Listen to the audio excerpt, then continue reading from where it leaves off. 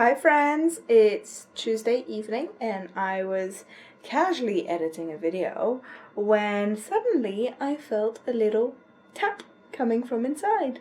Now I know that sounds really weird, and for those of you who've never been pregnant and therefore never felt a fetus moving, that's what it was.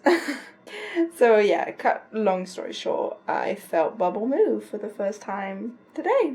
Now, a lot of people wonder what that feels like. It feels like when you have like butterflies in your stomach, but it's not in your stomach, it's in your uterus. And it can feel like someone's like tapping you, but it's like from the inside, so it's very bizarre. And I do want to clear something up. I've gotten a lot of questions from people asking if Bubble is the name we're actually going to give to the child, and no. So Bubble's actually the nickname that we're using at the moment because we don't plan on finding out the sex until the baby's born. And so to not just call it baby or it, we've called it Bubble because obviously we're both divers and I really like bubbles, hence happy bubbles at the end of my videos, and it's just a cute little nickname. Obviously it's likely a nickname that will stick around once the child is born anyway because we'll be used to calling them that, but it won't be their name or like their legal name or anything like that. We do have names picked out, but obviously because we don't know what sex they are, we can't start using the name we had picked, so we just call it Bubble. But yeah, so Bubble now moves. It's very bizarre. I guess it takes some getting used to, feeling fluttering on the inside of you, but it's pretty cool. So while we're here and I'm waiting for this video to render, why don't we just do the positivity segment? So this week's positivity segment is actually something one of my friends wants me to talk about. So it's about complaining about something when the thing didn't turn out the way you planned it to. And I'm not talking about something big like you were planning on moving and it turns out you can't move or something like that, but more like minor details. So the example that my friend used is with a lot of these new Disney movies coming out. So a lot of you know Disney are doing a lot of live action retellings where they're taking old animation movies they have and doing them again in live action and slightly changing some of the story, that kind of stuff. Now each live action retelling they've done has received a lot of backlash until people actually go and see it, and then at that point most people actually realise they like the new version. Maybe not like it more than the animation, or even just not like it that much, but they like it more than they expected to. A big example of this is in the new Aladdin movie when Will Smith was cast for the role of Genie. First of all, everyone was annoyed that it was Will Smith and not Robin Williams. Obviously Robin Williams having passed away, they couldn't cast him in this role, and so they picked someone who, like Robin Williams, had natural charisma and natural humour. So once people accepted that Will Smith was going to be the genie, people then got mad that he wasn't blue, and so the directors had to explain that the first few trailers actually hadn't been fully finished and that he was going to be CGI'd as blue. Then comes a trailer with him CGI'd as blue, and then people complained that it didn't look correct, and it just went on and on and on and on and on. Now we've got the Little Mermaid live action coming out, and they've started announcing some of the cast members, including the girl playing Ariel, who is a woman of colour. Obviously, again, a lot of people got angry about this because Ariel is white in the animation, and therefore a lot of people believe she should be played by a black woman. First off, I completely disagree with this.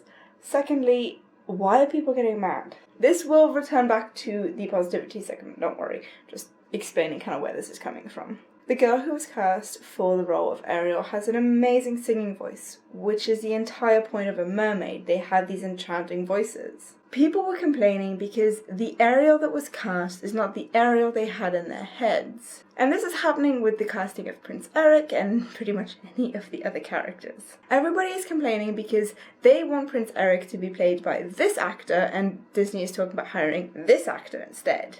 Obviously, it's really easy to complain about everything in life, especially if you were hoping for one thing and it didn't quite turn out that way and it's slightly different. But that's the thing, it's slightly different. Yes, obviously we have our own preferences with actors that we'd like to see and movies that we'd like to see, but is this really worth complaining about? And not just complaining, but getting into genuine arguments. Obviously, I'm not saying you're allowed an opinion. You are allowed an opinion. We're all allowed an opinion.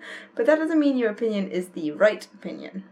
Nor does it mean it's the wrong opinion. It's an opinion. Obviously, lately I've been talking a lot about negativity online because that's all we really see online. Things like cancel culture, attacking each other for the smallest thing, or attacking an actor because they're considering accepting a role that you didn't want them to play. You're obviously allowed to not like the casting that's happened or the directing choices that's happened. But does that mean you need to spread that anger and hatred and negativity online? And if you really, really, really want to spread it, think about what it is you're doing and what it is you're saying. Complaining about something may not make it better. Now, I know a lot of you will remind me of the whole, what's it called, Sonic movie debacle, where they announced Sonic and showed a trailer and it was not good and a lot of people complained, and so now they're changing it.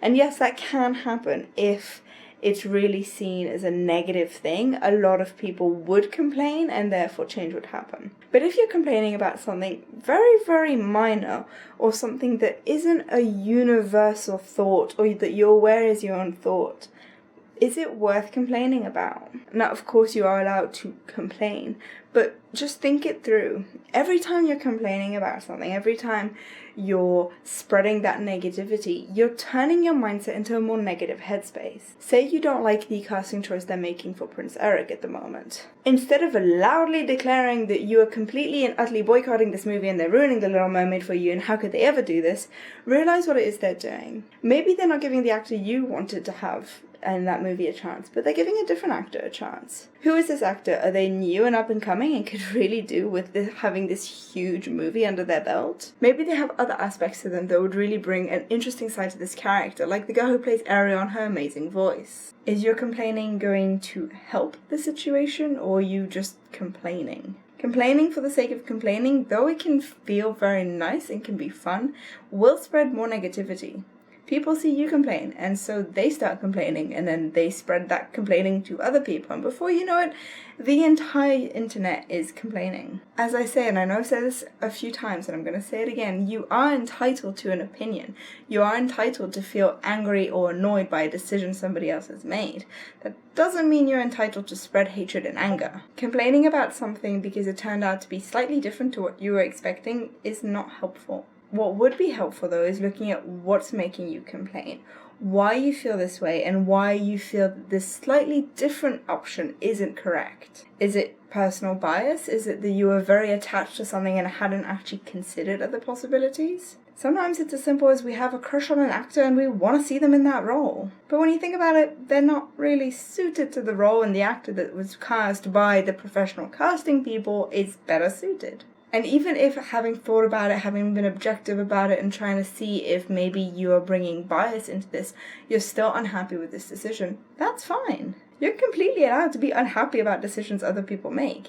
That doesn't mean you're allowed to attack them for it or attack other people involved in the project. As I've said over the past few weeks, and I'll probably end up saying again, the more negativity you spread and the more negativity you focus on, the more negative mindset you will have. The key to living a positive lifestyle is finding positives in everything. Even in things that don't seem that great, you can still find a positive. It's not always easy, but it is always there. So today is Saturday. Don't mind the messy bed in the background. We never make the bed because it seems like a pointless thing to me. Anyway, it's Saturday and I reached 500 subs today. I actually saw it when I woke up this morning. So first off, I want to say a big thank you to all of you who have subbed to the channel and who continue to watch and enjoy the videos. It means so much to me. I know everyone says this, but obviously the channel wouldn't exist without you guys, and I do genuinely mean that. You guys are so amazing. The reason I continue doing these videos is for you guys, is for this community. And obviously I also really enjoy making them, like I'm not doing them as a chore, but having people who enjoy watching them as much as I enjoy making them is such a huge thing. But because 500 is quite a big milestone, let's be honest, we're gonna go out for dinner. And because I'm pregnant and weird, I wanna go out for churros. So that's what we're having for dinner tonight. Nanny is sulking and eating at my socks because she's not gonna be coming with us. Nanny, stop it. Stop. Oh no, evil monster has my foot. Nanny, leave it.